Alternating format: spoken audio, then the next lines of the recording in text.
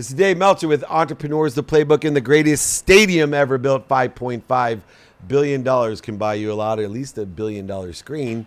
And here we have the $1 billion smile of an incredible actor. He's a philanthropist, producer. He's a musician, investor. He does it all. Welcome, Jesse Metcalfe. Thanks so much, man. Thanks for having me, Dave. I had to have you on because when I see the modern day, you're really the modern day Michelangelo, right? I wouldn't go that far. You literally can do everything. And I believe that in order to do so much in so many different areas, and people do this in business, you have to have a strong understanding of three things: your own knowledge of who and what, your own skills, and of course your desires. Because when people are clear on the knowledge, skills, and desires they have, they can apply it to all types of different industries, careers, and jobs. Does that hold true for you? And if so, how do you define your greatest skills, knowledge, and desire? Okay, well, I still feel like I'm building my knowledge Which is and honing my skills. The desire has always been there. I've always been incredibly ambitious. And I think that came from being bullied as a child. I think the spark of ambition, 9 times out of 10, often comes from a negative. But I think that type of ambition, that need to prove oneself and to prove one's worth or value, can only take you so far. And there is inherent, either genetically or energetically, a desire that you must be what you can be. It may be evoked or somehow catalytically raised by people picking on you, or maybe you're just trying to live up to your parents' expectations, or maybe you're just trying to prove that you're better than your parents and not make the same mistakes that they do. But I have found is a common denominator between billionaires, millionaires, and entrepreneurs, celebrities and athletes and entertainers at the highest level worldwide, that every single one of them have a desire that they must be what they can be. Was that something before the bullying, after the bullying, and does it still hold true today? Yeah, I agree with you. I think that's true across the board for most human beings. A desire to achieve what they were meant to achieve or be what they were meant to be. I'm still on that spiritual journey of discovering who I am and who I'm meant to be. I'm still in process on that. But I think, there was a lot of, wanting to prove that I was talented, that I could make my creative aspirations a reality. And I think, being picked on in grade school, middle school, a little bit even in high school, not really being popular, not really fitting in, I think that really propelled me when I got my first opportunity. And my first opportunity was I went to a modeling, like this modeling event where you could get a modeling agency, and it was Did they hand it at the mall to you? Yeah, kind of. It was that kind of situation. It was no Darren Prince or Dave Meltzer doing that. It was that kind of situation for sure. It wasn't exactly, super highbrow. But I ended up getting a New York City modeling agency when I was like a sophomore in high school. And I started doing these trips back and forth from Connecticut to the city, shooting for various, teeny bopper magazines like 17 and YM, did some like modeling campaigns, went to Milan for Men's Fashion Week. And as that was sort of gaining a little like momentum, I thought, well, hey, maybe I could do some commercials. Maybe I could do a little acting. And I pushed my modeling agency to set me up with a theatrical agent. And I ended up going on a couple auditions and booking a soap opera, booking a daytime television show, dropped out of New York University Tisch School of the Arts after my junior year. And I've been a working actor in LA ever since, 25 years now. And there's this gap that I talk about, and it's so prevalent, even in humble people, about, I'm still on the journey of learning, of knowing, I'm still on the journey of finding out what my potential is. And, the danger that exists today, especially with social media, is without the clarity in utilizing humility, especially in the professions as we list them out: actor, producer, musician, investor, and philanthropist. there has to be a lot of pressure to worry about what other people think instead of I am. Or number one, you still challenged by I am versus this is what other people I want other people to think I am, or are you just spending minutes and moments when the rejection and the bullying and the I think I ams are out there? Okay, well, I think the motivation that I gained from my adolescent rejections have sort of run its course. That engine has run out of gas. Yeah. And now there is a lot of pressure, I would say, within the entertainment industry to keep creating and keep your name out there and to stay quote unquote relevant. But I think I've reached a point in my life, really only over the last few years, like during my 40s, where I'm doing it for different reasons. I'm really doing it for me, as opposed to, proving to other people my self-worth. And I think that's because I've done a lot of internal work on, who I believe I am, working on bringing actual value into my life. I didn't get the opportunity to read your entire book, Connecting to Goodness, but I did read the first third of your book. And there were some concepts in there that I related to greatly. Is that sometimes when you get your first taste of big success, you forget about staying humble. You forget about staying in gratitude. And, your ego sort of takes over, and it is a lot about how other people perceive you and how many cars you have in your driveway and how many pieces of real estate you own and, what's the next big project that you're doing. And that can take you down pretty fast. It sounds like it took you down. Pretty fast. It certainly took me down. Oh, it did. So I learned a lot from that, a lot of humility, a lot of gratitude. I mean, sometimes you got to burn it all down and sort of strip yourself down to the base level of really who you are in order to then, build yourself back up again. And I think that's honestly what I've been doing really, probably since 40 years old. Is I've been kind of like all the ideas that I had of who I was or what I've achieved, I've sort of tossed those aside and, delved into a lot more meditation, like you talk about, in your book, and sort of like, rediscovering who I am, who I want to be, what my true potential is, who I am authentically. I mean, authenticity is a big deal for me right now at 45 years old. I mean, I wanna walk through this life being as true to myself as I possibly can be and as good to others as I possibly can be. Oh, you're speaking my language, especially now. Most people, Dr. Wayne Dyer was a mentor of mine, and we talk about personal development, doing the work, looking introspectively at who we are, knowing our essence, our authenticity. He did a movie. It's on YouTube, and it needed you to act in it. It's really slow, but it actually resonated with me, even though the acting and the production's really poor. It really resonated with me because it talks about a quantum shift.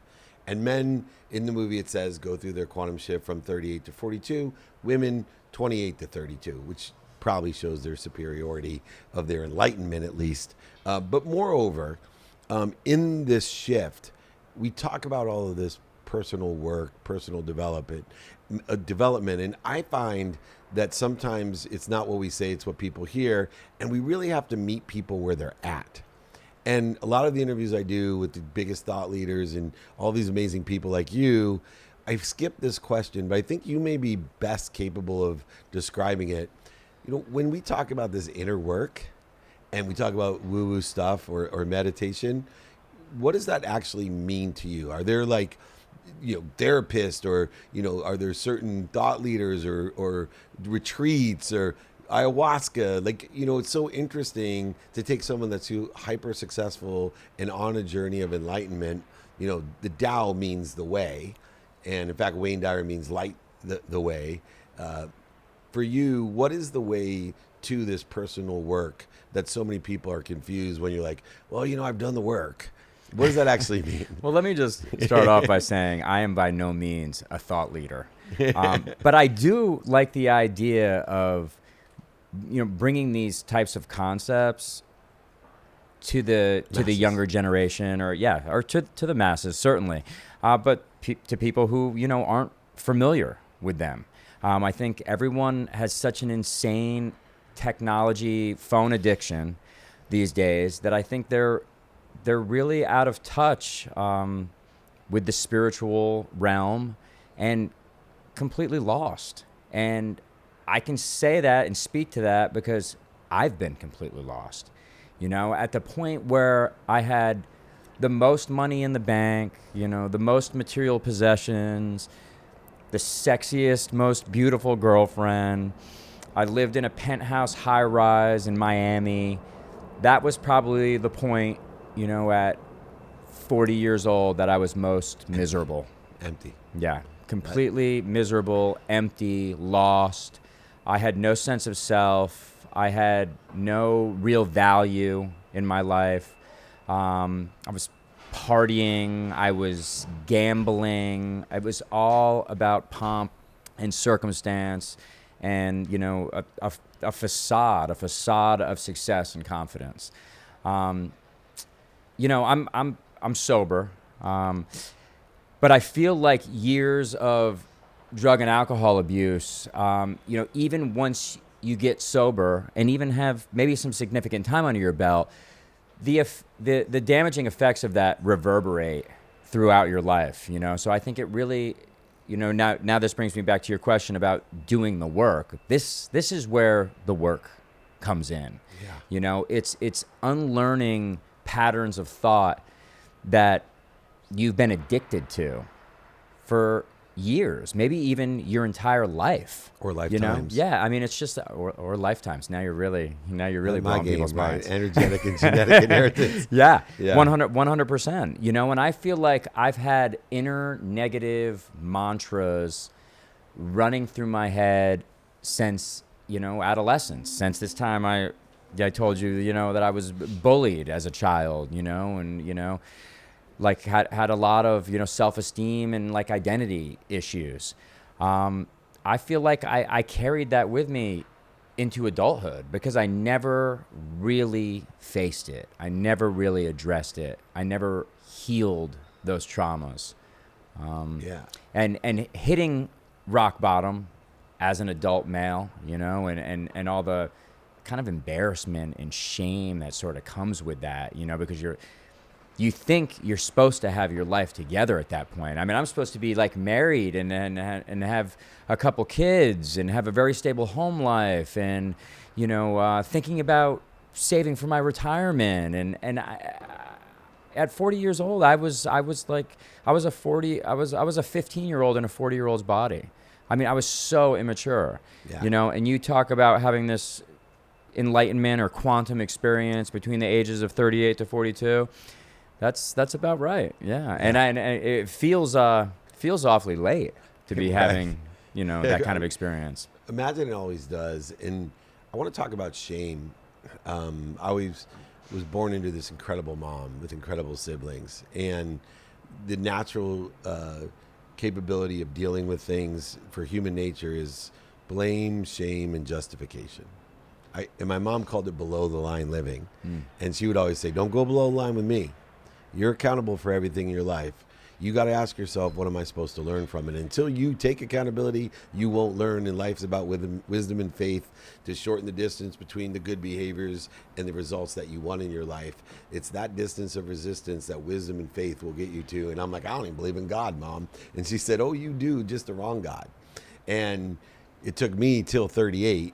I was an early bloomer when the shift, but I lost everything, as you know. But I still spend minutes and moments in shame. I think about, as far back as, one of the most traumatic experiences of my life is I grew up with a mom that raised 6 kids. We barely had enough to eat. And when I was 7 years old, I stole a $20 bill out of my mom's wallet. Within 2 hours, I had to go to the grocery store with my mom. And I didn't say a word until she got to the cash register and didn't have enough money for food and then broke down crying. Now, you could see it's still traumatic to me. And I don't talk about the failure of losing. Like, those are the things to me that I still have shame for. Right. And I know that person's still who I am. I know I inherited it genetically and energetically because it was there at 7, right? It wasn't like, a whole bunch of shit made me steal from my own mom so she couldn't buy me food. For you, if you were abusing drugs and alcohol like I was, if you were surrounding yourself with the wrong people and the wrong ideas, and you were blessed to have abundance in your life and waste it away on trivial, meaningless, empty things in a glamorized stuck, how do you deal with the trauma of the shame for whatever activities it was that led you down that path? Well, Alcoholics Anonymous has been really helpful in that. The 12 steps. The 12 steps, step 4 and 5 in particular. I won't go into great detail about how those are executed, but it's basically just what about... are step 4 and 5 so people that don't know? Just about listing, your resentments, how you were wrong in specific situations, and then making step 5, making amends to the person or institution or whatever it may be. Or God. Yeah, that you have to make amends to. Cleaning up your side of the street. Yeah, accountability. Yeah. So I think accountability is step 1. But it takes time. It takes time for you to really forgive yourself. And I think a meditation practice is helpful in that regard as well, because it allows you to let go of old ideas about yourself, let go of the past, let go of old traumas, because we can't let our past define our present, which ultimately will define our futures. So this is the work. I mean, you asked me about, hey, people say I did the work. Well, this is the work, and it's kind of just like, it's like going to the gym. It is exactly like going to the gym. It's like going to the gym. I mean, meditation, breath work. I mean, setting aside the time, 45 minutes, an hour a day to meditate, or to work a program of some kind. I mean, it takes discipline, but the benefits are phenomenal. Exponential. Yeah. Last question. People ask me, how the hell did I screw up that bad? And I said, it started with surrounding myself with the wrong people and the wrong ideas. How much does that hold true in your life? How aware are you of the people and ideas that you surround yourself with today? I don't blame anyone but myself for my shortcomings. I'm pretty hard on myself. I try to beat myself up a little less these days. But I think it has to do with ideas, the ideas that you have about yourself, and really the thoughts that you have. You really need to control your thinking. That's step 1. I love it. Yeah. You got to think it to believe it, feel it, inspire our actions with it. And Jesse Metcalfe, you are on the path of greatness. I know abundance. I know the infinite system, the unified system that we live in. And the more you give, the more you'll be given. And now you have the ability to be aware that all that you've been given and the worthiness to receive it. And I am blessed to have somehow attracted you and our dear friend Darren Prince into my life, and anything I can do will be of service or value to you so that you can continue to empower others. Please let me know. We are blessed to have the incredible Jesse Metcalfe here at the incredible SoFi Stadium in an incredible podcast here on The Playbook.